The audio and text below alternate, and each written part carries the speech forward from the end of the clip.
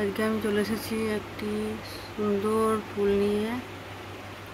এই যে আমার ক্যাকটাস ফুল, কি সুন্দর লাগছে, খুব সুন্দর গাছ ভর্তি হয়ে ফুটেছে, সেটা আজকে শেয়ার করব।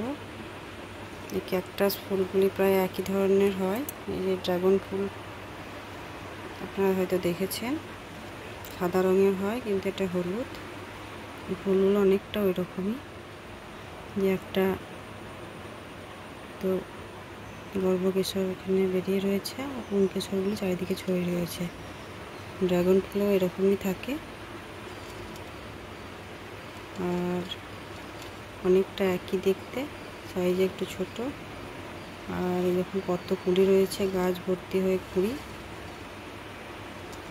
এখনও প্রচুর ফুল হবে। প্রত্যেকটার মাথায় মাথায় একটি করে প্রায় কুঁড়ি রয়েছে।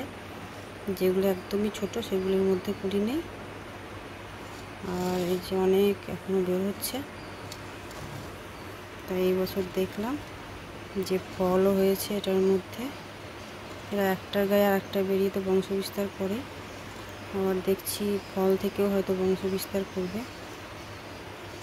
দেখি তো এই গাছটা না লাগালে ক্যাকটাসের যে এত সুন্দর ফুল হয় বুঝতেই পারতাম না। দেখুন প্রকৃতির কি অপরূপ সৃষ্টি, কি সুন্দর লাগছে। এই যে সকালবেলায় এরা একদম হাসি মুখে হাজির হয়েছে।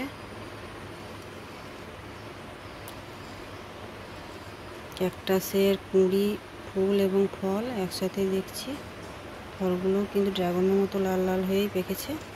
তো দেখুন, আসুন দেখি, এগুলো পেকেও গেছে। ভিতরে কি রয়েছে, ভিতরে কালো কালো বীজ রয়েছে।